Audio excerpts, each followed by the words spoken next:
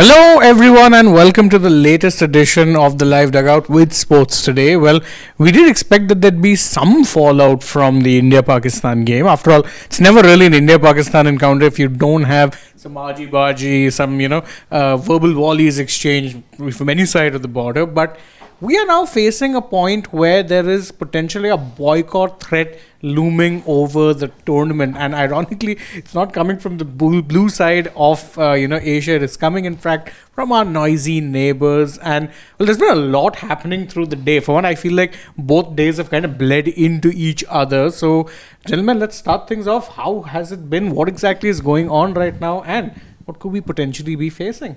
Oh, match that had a prickly build up to it. When you talk about the 3 hours of cricket that we saw, a little less than 3 hours of cricket actually that we saw yesterday, it served up moments that we're talking about till now, 20 hours on from the match, from the time that the match got over. We thought that, this was a one-sided contest, and of course, sure enough, it was. We talked about it, but the noise that it has resulted from what had happened at the very start of the match and what happened towards the end of the match, that noise that has resulted from a couple of actions over there at the top and tail of the match is quite deafening, I must say. This people were saying, and for a large part of the match, it looked like that things were quieter than usual. But if you ask me how things are right now, it's been, for a match that was so one-sided, it's been a very noisy affair today. Yeah, so the first bit is that PCB has written an official letter to the ICC or asking that the Zimbabwean Andy Pycroft, who was the match referee in the India-Pakistan game, be removed from all Pakistan matches. So it so happens that the next Pakistan game is versus the UAE, and Andy Pycroft is supposed to be the match referee there. They've said no, remove him because he did something at the start of the game which hasn't gone down well with Pakistan. Said remove him. If he's going to be the match referee, we're not going to be playing. So what is it that Andy Pycroft did? He told Salman Ali Agha, the Pakistan captain of the toss, that there will be no shake hands. He communicated that and there was no shake hands. And Pakistan is saying, or PCB rather is saying that this is him being partisan. He can't be doing that. And so take action against him. He should not be the match referee for our games. That's what he's saying. In fact, he was the match referee in the game that just concluded between Oman and UAE, and they're asking for that. My first question to my learned colleagues is, so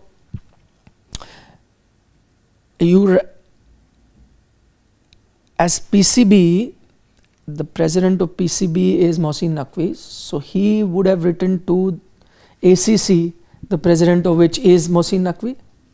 Letter to self. Letter to self. Like WhatsApp has that send message to self option. You've probably done that. So technically they've not written to ACC, but they'll have to take a call on this. So I think that's why they've sent it to ICC. But I wonder whether ICC can intervene, because the Asian Cricket Council works parallelly. While yes, I know that the match referees are appointed by ICC, they're all ICC match referees, so they've appointed.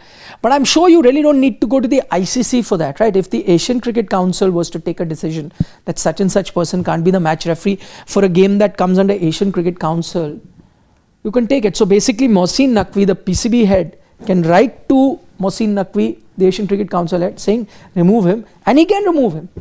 Yeah, which I did find that funny, as in why does he need to go to the ICC?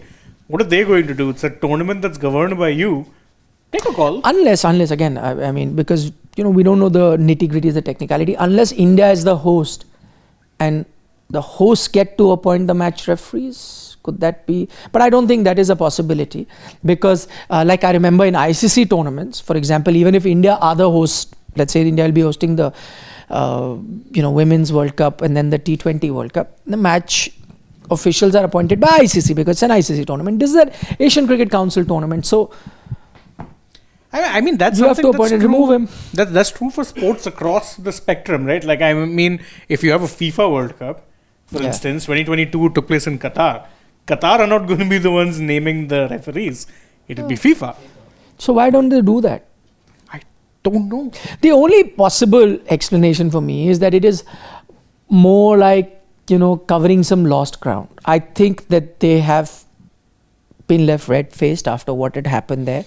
No handshake. It's clearly not gone down well with the Pakistan team, as we saw, because the captain refused to come down for the post-match presentation, saying that I will not come down if there is an Indian presenter of the post-match press conference, just as the Indian players are refusing to shake hands of Pakistani players. So I think this could be one way, when you have been let down or you've been shown to be weak in comparison to the other opposition, then what do? You show them that, listen, we're strong enough, we're going to fight back. And now what can you do? You can't get the Indian players to come and shake hands, and you can't even take any action against the Indian players because technically it does not come in the rule book.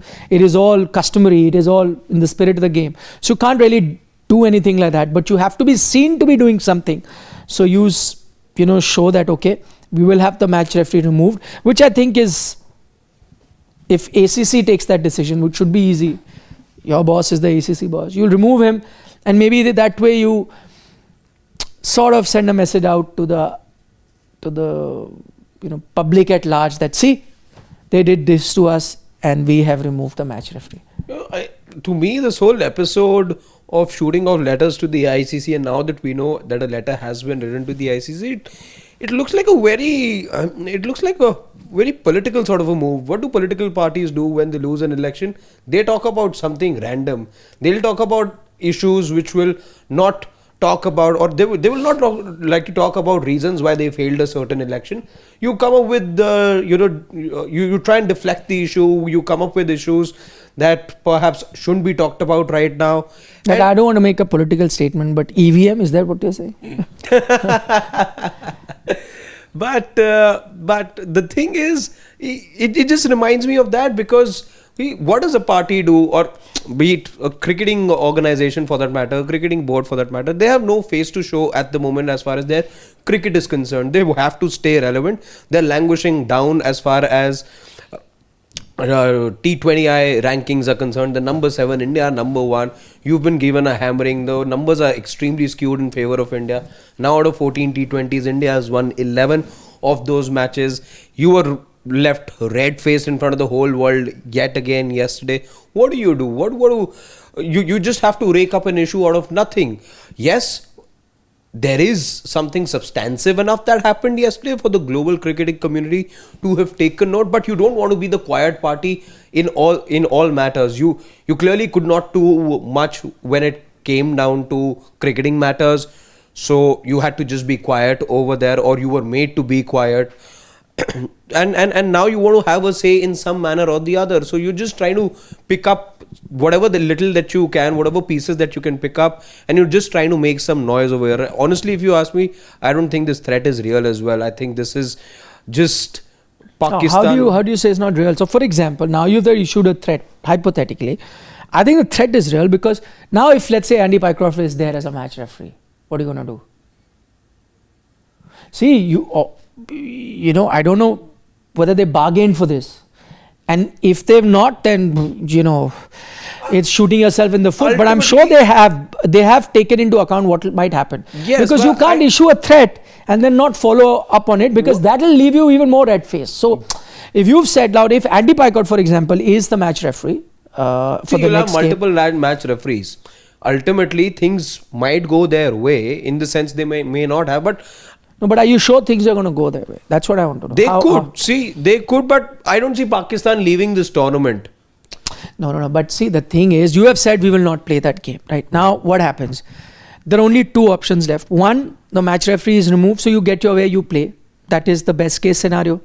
But let's say you've asked for it, and eventually it does not happen. And I know that I've said it at the start that the Asian Cricket Council chairman is also Mohsin Naqvi, so he might ensure that this does happen. But if that was the case, why did you need to write to the ICC? Clearly they need some sort of a backing from the ICC. What if ICC doesn't do that? You know who the ICC chairman is, right?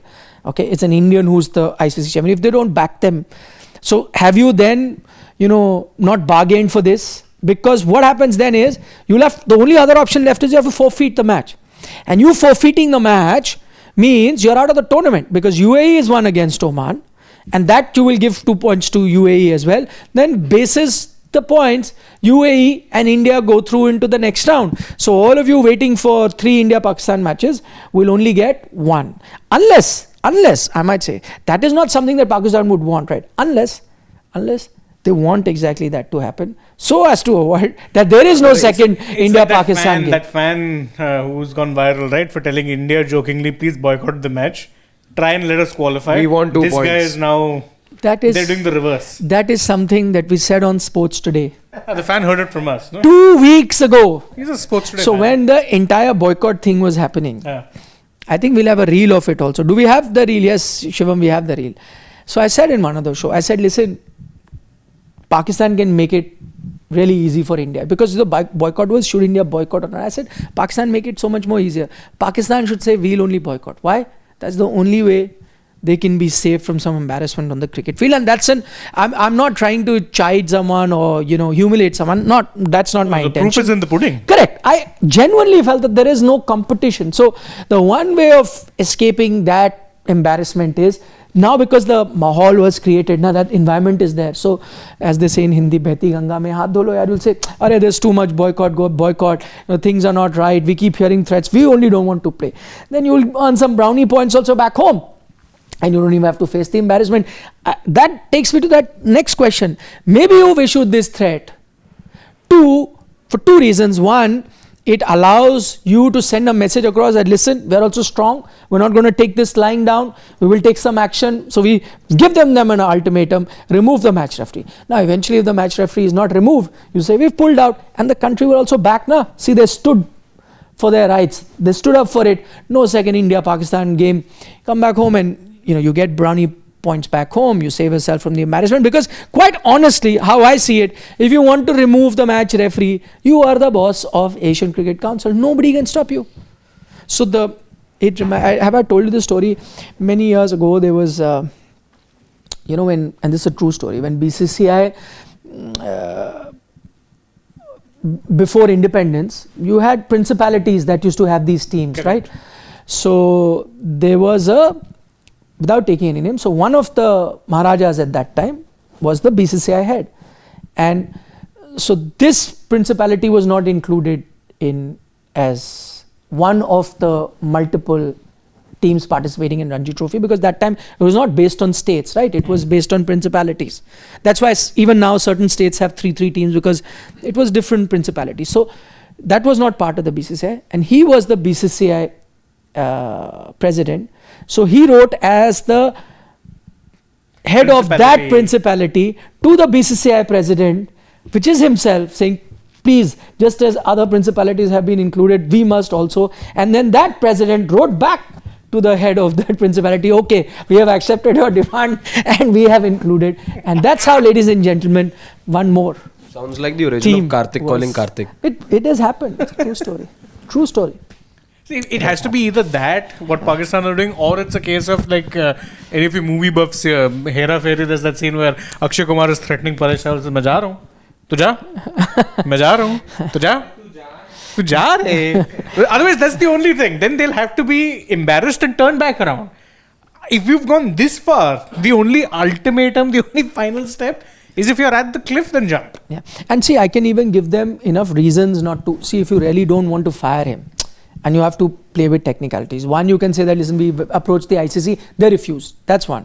A second you can say is, and that's also a fact, that listen, we put our demand, but they refused it because on technical grounds, and I just want to, on technical grounds, how do you fire someone like an Andy Pycroft? Because whatever he did is not outside the rule books. What he's done is technically communicated to the second captain. That first captain says that he does not want to shake hands. All he's done is communicated. Now, you may not have liked the communication, but none of them are operating outside the rule book. It's customary, even before, at the start of the game, it's not written in the rule book that both captains have to shake hands. So probably to save one captain the embarrassment, he's gone and said that, listen, the other one doesn't want to shake hands. So that you know at the toss. He's just communicated that. But he's not worked outside the rule book, outside the framework of what or how the game needs to go on. So if you remove a match referee, how can you remove the match referee? By saying that, listen, this is the rule and you've gone outside it. You've not obeyed the rule book, and so we are taking this action against you. He's not done anything like that. I wonder if this is a strong enough action also. Why, as you suggested, that back home maybe they'll get some praise if they end up getting things the way that they want, and the match referee is not sacked. They at least go back home, get those brownie points. But where is the end to this? I'm just looking at a scenario, because as I understand, I think the Indian team is going to be shaking hands on next Sunday as well, if the match is to go through. And if there is the appointment of another match referee, not Andy Bycroft, but there is another match referee, and he too allows this to happen, then do you ask for sacking of another match referee? Where is this going to end? And how many match referees is Pakistan going to be writing letters and getting sacked in from this tournament? I don't see an end to this. And I don't see how this is a strong enough or a legitimate. It is legitimate, but I don't quite think this is the way that things are going to end over here. It is, which is why I said I'm not taking this too seriously. It looks at best a smoke screen to me. Back home, I need to tell my people that I'm doing something about an embarrassing loss, and not everything that India do is I'm going to stand right there and let India humiliate me first on the cricket field, then no handshakes and all. At least I'm doing something. There is some sort of action. So at least not for inaction they want to be embarrassed. This is some just face-saving act that I see from PCB. It reminds me a bit of when I remember 2023, Pakistan were technically the hosts. Everyone knew that eventually it would be hybrid model, but the PCB chief at that point fought tooth and nail and made it seem like he was doing everything. Whereas behind the scenes, it just may have seamlessly moved to the hybrid model it eventually became. But you need to show that, look, we went down fighting. So maybe that's it. Yeah. And again, if you were to take action against Andy Pycroft, I mean, I'm not defending him. I have no reason to do that. But you're barking up the wrong tree. As in, you're aggrieved by the fact that the Indian team did not shake hands, and that is a debate worth having. I was reading a lot of comments. Some have said that no, this is, don't mix politics with sports and so on. And someone said that, it should be part of the spirit of the game. Some have said that no, they're entitled to do that in individual capacities, so on. That's a debate worth having. But Andy Pycroft, in that sense, had nothing to do with it. It's not that he could have forced the opposing captain to do it, because again, it's not part of the rule. Yes, he can. You can penalize players when they're outside the rule. You step over the line, you're penalized with a no ball. You bowl it wide of the crease, it's a wide ball. So you can penalize. Here, what is the match referee going to do? Yes, if the match referee can be found guilty, if he incited or told one team, listen, you guys don't shake the hands, then fine, you can charge him with that. But he's done none of that. He just communicated and probably told them that, listen, this is one captain, I want to shake hands. Just to let you know, as match referee, he just laid out the facts in front of the other team. So I don't think what can be achieved. Yes, if Pakistan is not happy with what India has done, they can launch a formal protest with the Asian Cricket Council that why has this happened. But I think in Pakistan as well, they know that there is no legality on which they have a leg to stand on. They cannot be filing complaint against what? Spirit of the sport. It's much like, I remember that game that happened 2023 here at the ODI World Cup, and Angelo Matthews was timed out. You can't file a complaint for that. Yes, you can be aggrieved. And Sri Lanka refused to shake hands with the Bangladesh team, the Nagin Derby that it's called. They refused to shake hands. It happened in Firozshah Kotla as well, that game, 2023. They refused to shake hands. And that's fine. But neither team can complain, right? Because, again, it's not part of the legal framework. And for the shake hand, I've said, for those who say that this is against the spirit of the game, I have only two arguments on that. One, for people saying don't mix politics with sport. I don't think we live in the times where you can keep politics and sports aside. Why? I'll tell you. It's because now sports has become, almost like a battle on the pitch. You are representing your country. There is a lot of pride attached. It's not like how it used to be in the 70s. When you used to play cricket, you would not even celebrate an opposition wicket. You used to see how it was. Now the way they celebrate, so much is riding on it. Countries' mood changes.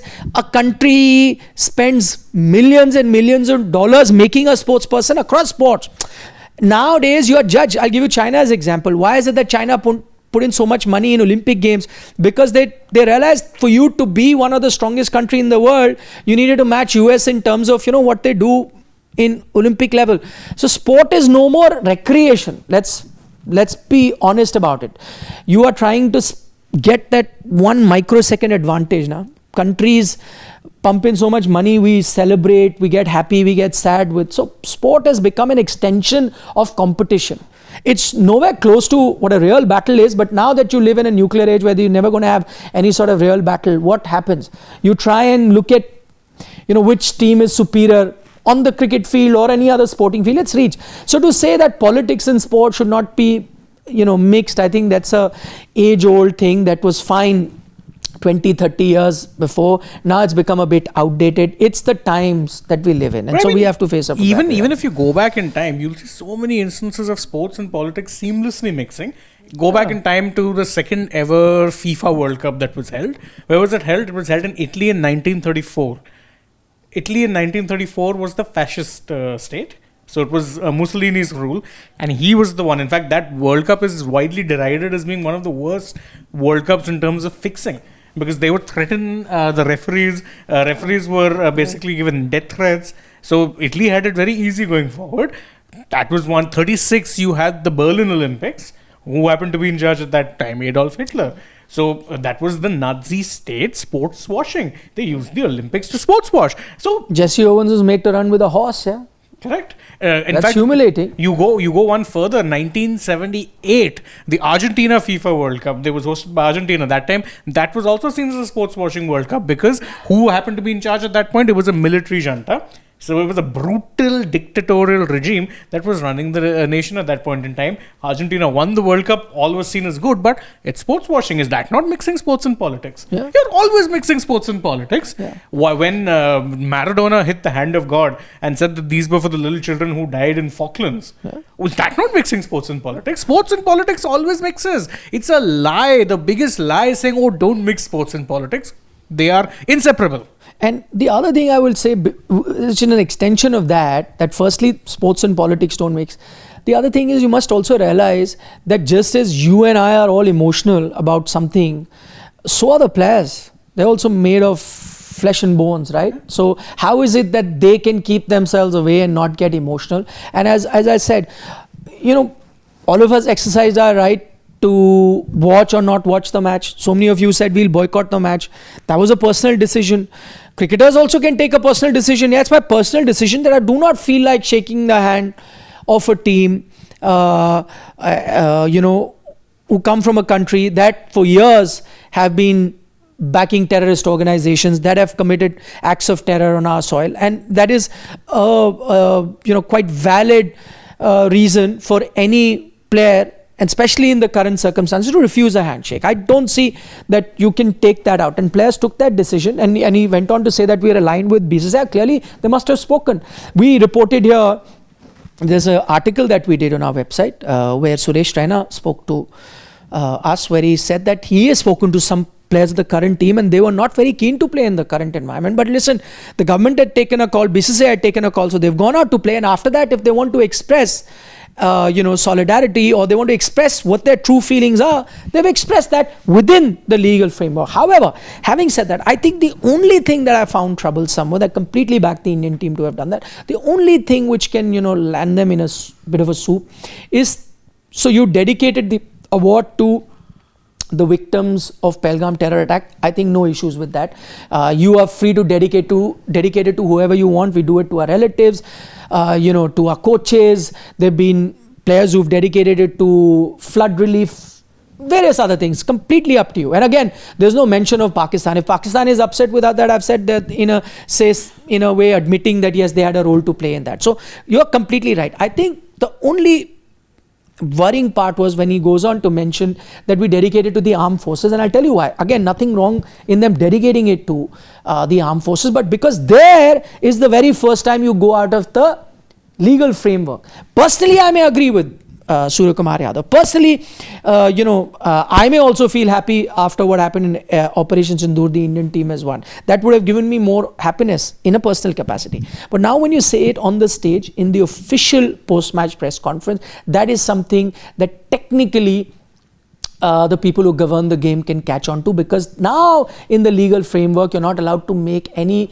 political references, and when you look at the armed forces there's that political reference. You know that MS Dhoni had that insignia on his glove. That was removed. I think Usman Khwaja had that Free Palestine thing on his shoe, some sort of a thing written there. He was pulled up for it. Moeen Ali had a handkerchief or something. Moeen Ali. So they're all pulled up for making a political statement. And what happens here, and this is my personal opinion, that as soon as you make an army reference, then you don't know what might come from the other side. Now, next match that happens, let's say the UAE game goes ahead. I don't think India will be able to beat Pakistan, so I'm not even looking at that. But let's say they beat UAE and he goes on to, and he wants to dedicate it to somebody. Let's say they dedicate it to, our pilots that shot down India's Rafale. Something which could be a concocted story also that they're coming up with. I don't know the facts of that matter. I'm not a defense expert. But I'm saying if they were to say that in a stage, forget about the Indian team, forget about the Indian government. As an Indian citizen, that hurts me. I'm not taking that well. If you're making a reference and you are bringing our armed forces down, I'm not taking that very kindly. So the point is, you open a Pandora's box when you mention that. Then you don't know where to draw the line, where it stops. I'd mentioned that earlier as well. If you remember, in one of the chats, somebody asked that, why can't they wear some armbands or sort of a banner? I said, fine, you may feel like that. But as soon as you do that, then what stops Pakistan to be doing something like that? I'm not going to like that. And, then where do you draw the line becomes an issue. So I think that is the only area technically where you can look at it closely and ask the question as to, was it outside the legal framework or not? But there is one more legal framework aspect that comes to my mind, which also is something I think the Indian team will have to be mindful of. I was looking at the Code of Conduct preamble that's there for everyone to see, and that does say that, see, again, it's not a law, it's the preamble which says that you must thank the umpires, you must thank the opposition as well for fighting it out, for being good sport and respecting the spirit of the game. Now, we haven't yet seen there be a past precedent, but that also going forward, if this is to be a thing with India and Pakistan, assuming there are 2 more matches, and with the kind of noise that we've seen happen the first time around, round 1 of possibly round 3 to take place, I think at some point it could call for some sort of greater scrutiny from the ICC. Whether the ICC acts on it or not is another thing altogether, because it's not just about cricket. Let's be honest, across sport, Man United lost to Man City yesterday, you still shook hands. Plus, you may not swap jerseys always. That there's a difference there. Olympic sport, tennis. I'm saying tennis, whatever it is. I'll tell you do what. Shake hands at the end. There's a difference. I'll tell you, Harshit. See, now, let's say, for example, there's this other example that is coming, that Pakistan themselves, 2006, when that whole ball tampering issue happened, and they had to forfeit the game, they refused to shake hands with England, right? Now, that is something that's happened on the field. It's not a political reason. So if you're an aggrieved party, you don't want to. It quite often happens. He gave example of Formula 1 drivers. So you hit me in the race, I'm upset. I will not shake hands with you because I'm upset with the incident that may have happened on the field. For example, I gave you example of that Gujarat Titans game and Mumbai Indians game. A lot of people were not happy with how, they tried to play around the rule book and not come down. Now, those are issues that are happening on the pitch. For example, I gave you the Sri Lanka-Bangladesh game that happened here as well, right? Or the Scotland game versus Nepal where they refused to shake. Now, those are not political statements. Those are personal issues that may I have. I don't like you, Harshit. You've been rather rude. Or for example, you made a personal comment against me or abused me or my family. I've taken that against you. I don't want to shake your hands. Or Patrick Evra not shaking hands because of a racist slur. But those are different reasons. One, that when it becomes a political thing, then you're looked at it differently. But exactly my point. Yeah, but in this case, they've not really come out and said to that extent, and then there is no rule to say that whether you can shake hands or not. Correct me if I'm wrong. I think Azarenka not shaking hands, no action was taken. No, and it was in fact Svitolina who refused to shake hands with Azarenka because Azarenka is from Belarus, and of course Svitolina is from Ukraine, so she refused. Yeah, to shake Belarus hands. was supporting Russia in the war. Because see, the thing is, again, we're talking about we're talking about India and Pakistan. Everything India does is very closely monitored. Also, when there is Pakistan on the other side, then things will be compounded even more, when things will be amplified much more. I just have a feeling if this happens again and again, and I'm no one to say whether this is right or wrong, I feel at some point there is going to be some questions on the Indian team as well, because you're going around shaking hands with everyone, and I understand where But this your is coming. relations are very different. no, with Relations are very everyone different, else. of course, but You're not on a spree that I'm on a non-handshaking spree. Exactly. So then I This can is- ask her, this is but you, 2020. you shook hands with him while But you were I'm not just shaking. looking at what the preamble of the sport says, or the code But of that's conduct not says. that's not in the legal framework. What they're asking you is that's a common thing. Now play in the spirit It's like- of the game. it's like, you know- spirit of the game is that one It's- spirit nobody has ever seen. It takes me back. It's a ghost. It is truly a spirit. It takes me back to pol science that I studied, and see, there are directive principles of state policy for states to follow as well.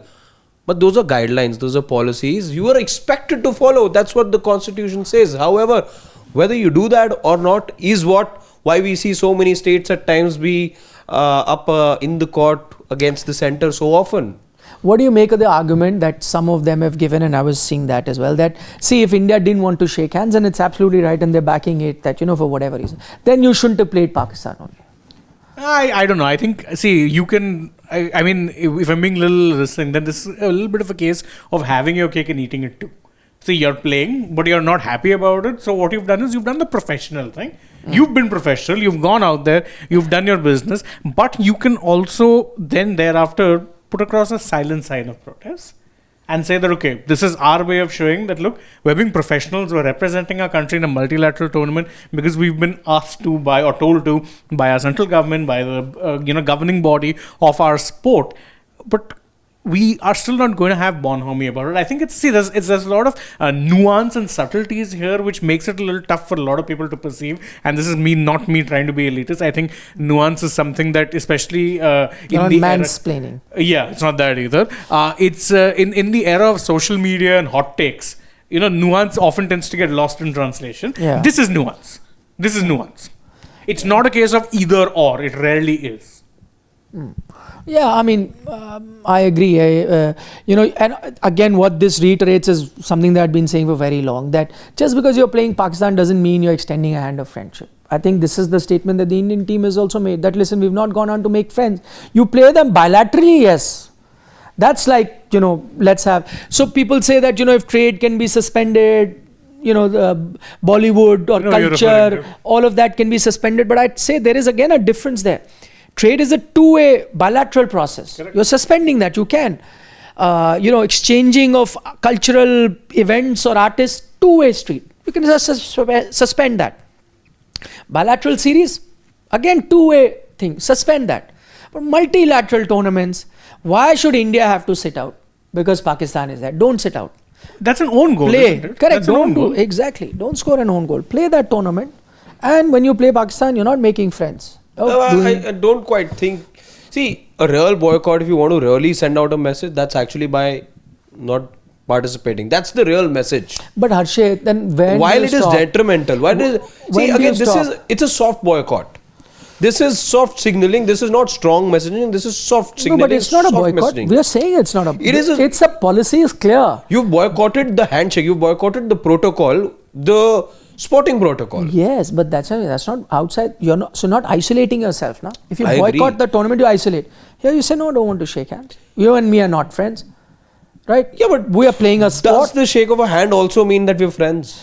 It does not. But how am I to decide for the players what they feel? As I said, we're not deciding for anyone who decided to boycott the game. We are also not judging anyone who wanted to see the game. There's so many ways of looking. Like your touch, I will not have, but the ball coming out of your hand, I'm willing to whack that or get bowled onto it. No, I see that. There's some things you can't do without. Then it doesn't end. I will not play a match because the umpire is Pakistani. I'm not going to appeal to him.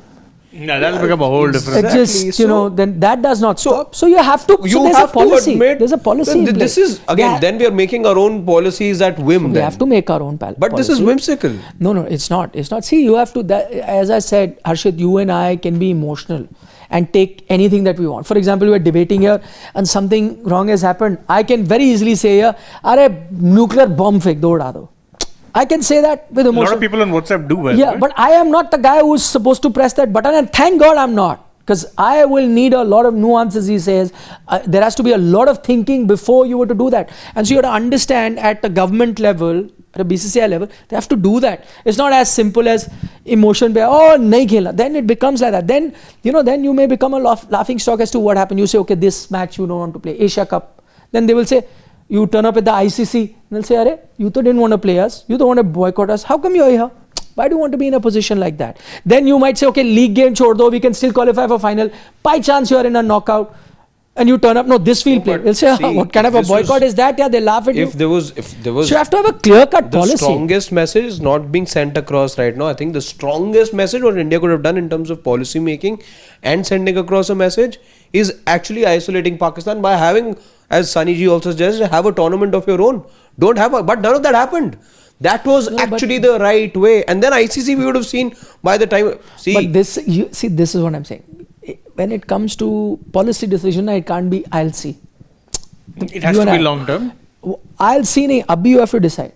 Then it becomes double standard. It becomes like, so then we're expecting. Oh, Asia Cup you could find a tri-series. Oh, ICC you are playing. Arey, what happened to your boycott, yaar? You become a laughing stock, I think. You have clear-cut policy is the best. Listen, we don't want to have bilateral ties with you. No friendship. Multilateral tournament, what to do? Too bad we are in this. You could have thrown your weight in ICC competitions as well. Again, for all the might that you have. That will take time, Harshit. For all the clout, for all the money, for all the muscle power that you have, financial muscle, this is when it comes to it, right? If you have...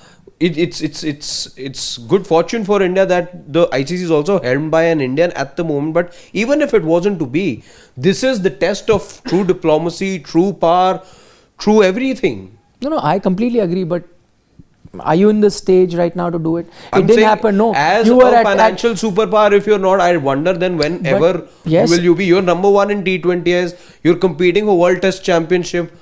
2 out of 3 times you made it to the final. What else will it then take for you to have get a it third done? front I'm with or you. whatever? You take the lead. I'm with you. Get this done. This I'm with you. Get this done, because that's why I said no point. The aggrieved party, which is India in this case, needs to sit out and be isolated, and the guilty party continues to play and enjoy the fruits of participating in multilateral tournaments. It's never happened like that. You give examples of South Africa or USSR. In that case, they were the guilty party and the world isolated them. Correct. Here you are saying, no, we are the aggrieved party, but we'll sit out and be isolated. No, I agree with you. Get that done. Have the will and the mechanism to do it. You take the lead. I'm with you. आगे बढ़ो, हम तुम्हारे साथ हैं.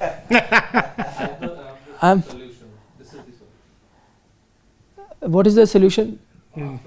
I told you how long back I said the same thing, which the Pakistan fan is realizing now. Some of our fellow journalists from across the border were saying that, what is he trying to say, this and that. Now their own public is saying. Can you blame them? The first loss the way it was. I had to delete the tweet that I put out yesterday. You had to? I had to. I checked it later on, it was still there. No, early morning, because I woke up to so much abuse, I can't tell you. So much abuse. Then I probably saw it so much late abuse. in the night. And then I said, it's not worth it. Yeah. Why should I, anyway, I'm under stress for various other professional reasons. I don't want to get my and getting BP, phone calls also for various other reasons. I don't want my BP to go up. I deleted in the morning because there was so much of it. And as I said, I did it in, good humor. There was no personal attack. But then a lot of people, why should my family be abused and so on and so forth. Good humor on social media? No. Yeah. It was like a joke, right? I thought that, people across the border in Pakistan, they understand sometimes. They themselves indulge in self-deprecating humor better than most other, but clearly not. Yesterday was just a touchy day. Yeah, very touchy. Very touchy. Very touchy. So I was like, leave it. Not worth it. Royal Rafi. Okay, Royal Rafi says not shaking hand was in bad taste and unsporting. He joins us from the UK. Fair. I think everyone can have a different opinion on this. This is one of those things which is very subjective. And as I said, nuance. There is no either or. It's like, again, not the gravity of the situation is no way comparable, but it's much like non-strikers run out. Yeah. Somebody might say, yeah, you shouldn't do it, it's unsport. Other might say it's well within my right to do it. Absolutely. I'm not breaking any rules. It's that.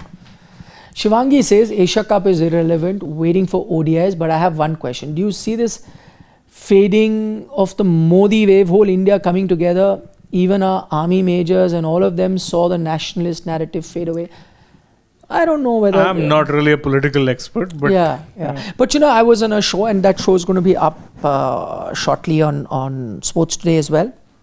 And there was a Lieutenant General. It's up. Yes, it's already there. You can check that out. And he said a very interesting thing. And he said that, listen, completely agree. He said, listen, let's get out of, cricket, and should you have music and things like that. He said, it does not matter. He said, look at China. We need to move like that. We are, third largest economy, possibly going to be fourth largest, possibly going to be third largest. Look ahead, move ahead. These cricket things, it's happening, not happening, shouldn't matter. What you should do is start focusing, increase your defense budget, he said. Start focusing on that. Strategically get better, diplomatically get better. Those are the areas that you really need to put your energies, because whether you play cricket or you don't play cricket, it's not going to be a solution. It is not going to really make India find a solution for it and also move ahead in its plan of development. Focus on that. This happens, doesn't happen. Let's discuss far more important things. And he was talking, of course, on a national channel. We, of course, are a sports platform, and this is. No, but that was a very valid point I felt as well. Because, see, we've had our skirmishes with China as well. Yeah. But China's never had to do the kind of speak that we've had to do. Yeah. Because, see, they're enjoying their own supremacy. While they've been neighbors who've been very noisy and they've given us a whole lot of trouble as well. Right now aren't the times to be speaking of all of it, because things supposedly are getting better. But because they've actually and really been in a league of their own, that's why, these matters have never reached the sporting arena. Yeah. He gave that China example as well. He said that, China in that sense was providing intelligence inputs, financial inputs, military equipments to Pakistan. Yeah. Yes. So while it's not direct, but in that sense, but said that, we need to compete with them, we need to go. So start focusing on that how is it that we get better equipment, we get better things at a military level. How do we, sway the opinion of the rest of the world in our favor? I mean, those are the things we say. You want to play Olympics with China or runner or badminton, you continue to do that. It's not going to have an impact there. Work on the areas that really matter to take you forward and make you strong at a global level. That's what you need to focus on. More than, in fact, this possibly second India-Pakistan match that is going to happen. If it happens. Yeah, supposedly, which is, as I said, supposedly. I'm also looking forward to Thursday when there's Arshad Nadeem and Neeraj Chopra going head-to-head against each other. Yeah. I believe there'll be no javelin shared. Not this time. But it's technically like, it's free for all, right? I am being tongue-in-cheek. Of course, it's free for all. You can pick any javelin and throw. People, of course, made a very big deal out of that. I remember at the NC Classic. Because obviously, in that point, I think emotions were also running high. Pahalgam had just happened. So, all of that. Yeah. Okay. K. Jayanti Lal and Sanjeev Sharma unlucky as cricketers. Jayanti Lal got out to sobers who dropped Gavaskar in 71 toe. Gooch dropped by More of Sharma. I mean, before my time. Yeah. I mean, good, interesting point, but it's just taken me somewhere else. Yeah, it's just taken me somewhere else. But good point. Maybe we should, discuss a few other cricketers like that in our dugout. Ashish, we shall do that. I think once we are done with this tournament, there'll be a little bit of time where we can actually have these hypothetical kind of discussions that we do, I remember. I was the third best opener and all that. Yeah, I remember. That was a very good discussion. And legendary for other reasons. Okay. What was that? Virat Kohli. Now that rings a bell. Now that rings a bell. Okay. Faraz says, I agree with Nikhil here. sets a wrong precedent. What if they come and dedicate their win to Kashmir? Yeah, exactly what my point.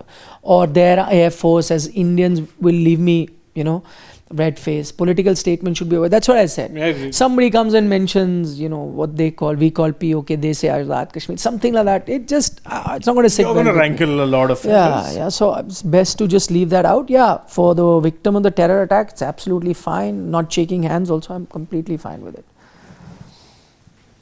Shivam, Please. shall we leave? You don't want us to take more? Ashish sir says India refused to play South Africa in the 1974 Davis Cup final, which was the only chance for India to achieve glory. But the government were determined to ensure India would draw. Correct. I think that was apartheid era South Africa. Yes. Correct. But that's what I try to say, that was you or your efforts to isolate South Africa completely, and you achieve those. Then the rest of the world was in sync with you. You got the rest of the world, the ICC levels to isolate them. And that is what Harshad is saying. Yeah, should work towards that. That should be the ultimate goal. Next big thing says India shouldn't have played. Government took it easy. People thought that one irrelevant reporter who blamed Kohli for stampede will distract here too by calling out SRT Dravid. Never underestimate Indian resilience. Okay. I don't know which reporter he's talking about, but I don't know, from the government's point of view, it may have to answer, I think, Shivangi's comment as well, and this is an extension of that. I didn't think that the government really accounted for the backlash that will come. So it has been quite serious. We'd have to agree on that. But as I said, they had to take a long-term view of this entire issue. Okay, Aditya Kavlekar says, Pakistan boycott toss during Super 4 stage, then who will bat or bowl first? Nobody's going to boycott. You can boycott a handshake. If you boycott the toss, then you give to the opposition captain. You choose whatever you want to. Correct. Okay, Anshu Mishra says, Nick sir, आज का program देखा जबरदस्त. People exposed BCCI. Okay, so BCCI has also come under it. Okay, I'll check the program out. Yeah, we'll definitely check that out. Dex says, Nikhil, remember England versus Argentina 1986 World Cup match, and Soviet Union versus Yugoslavia 62. 86, of course, I remember. It had two of the most memorable goals in history. Yes. Hand of God and the dribble. And it came in the backdrop of a war. So Falklands, yeah. Yes, so yes, you're right.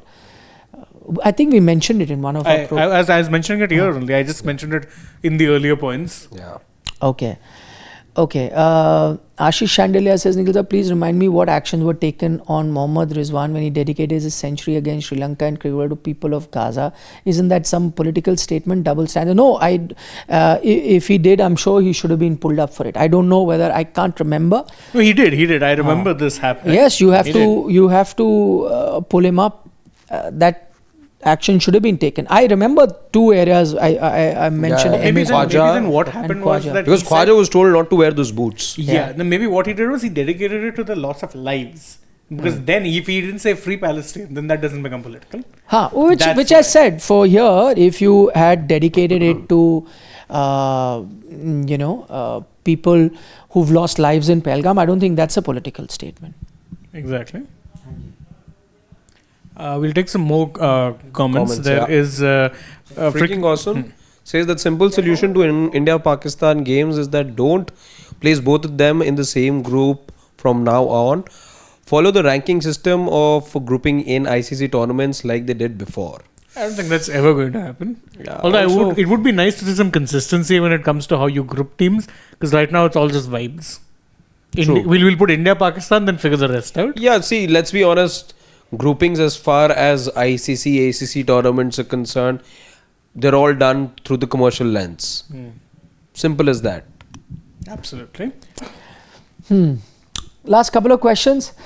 Krishna Teja says, Nikhil sir, out of topic, seeing India's form scale, which are above any other teams, we are favourite for T20 World Cup. If we win under Surya, will MI change their captain ahead of IPL?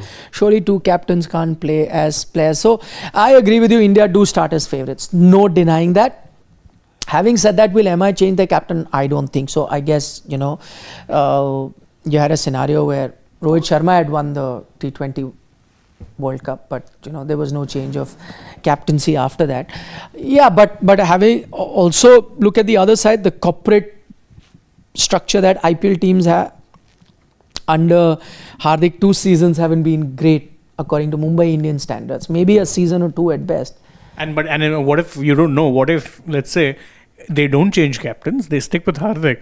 Then India have a T20 World Cup winning captain in Sky who suddenly says, no, I want to move to some franchise that can make me captain. So you could have 2 of them then. No, those reports were out previously as well, but then they posed together and they all agreed. So that's for now.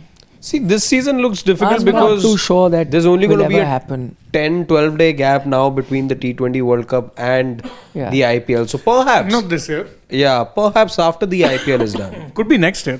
On the year after, because again, this coming year will be second year of the 3-year contracts. Because 2020, yeah, you could be seeing it sooner rather than later. If I'm just saying, I'll make you a deal you can't refuse. Godfather. Remember. That's all I say. Yeah. Why not? Can only go there if he's allowed to go there. Shall we take the last one for the night? Okay, so Ashish is saying ICC asked Rizwan to pull out the tweet and he refused. Please, Producer. Acha, let Nikhil sir know. Okay, he refused to. But did he face sanctions? I'll read up on that. It just somewhat does not look up on that. Yeah, well, as of now, there is no action being taken against the Indian team as well. No complaint has been registered. The only complaint is against that poor match referee. Poor Pycroft. He also must be thinking, okay. Sachin Kashyap wants to know off topic. I can't understand what the heck Bruno was doing yesterday. Please, Harshit, quick. But I don't want going into this fun monologue and your pain coming out quickly. Yeah, he's playing out of position. Because when he starts talking about United, he just goes on. He's playing out of position, and it becomes Aaj Raat Apan. It's going to be. He has to be playing in a much more advanced position. He can't be playing right alongside Ugarte, or some days he's playing again alongside Casemiro. This will keep happening. He's still arguably the best player that Man United have, but you need to sort his position. Man United have. I was arguably the best player in even EPL. Actually, number wise, and Shane will agree to it because no, I will not. Though numbers are true. Last 3 years attacking Who's wise. the best player in the world? Messi or Ronaldo? Rashford. Don't go down that road, please. Sorry, Gigi. So, okay. Siddharth, hello guys. Bit off the topic. This guy Duplantis is next level freak. How can you be so far from second best in the world? Record again. That is true. He reminds me in pole vault it used to happen. The Russian Bubka, Isenbayeva and then Bubka before that. Bubka, before your time. Yes, Sergei Bubka would do the same thing. So yeah, I mean it tends to happen in pole vault a lot. One pole vaulter will come across who's just like a class of. But I agree. In his case, he breaks record 1 centimeter at a time. Yeah, Duplantis is next level. Completely agree. Sheer dominance. Okay, on that note, we'll take your leave, guys. Thank you very much for your company, as always. Apologies for the dugout coming late today because we had a lot of other content to produce, but the proof is on Sports Today itself. All of it is up there. You can check that out, including a lot of special interviews, a lot of debates about this India-Pakistan aftermath of that game. Yeah, have a good night. Lots of love. Take care. Good night, Nandri. Shubhratri. Shabba khair. Eat your vegetables and don't trouble your mothers.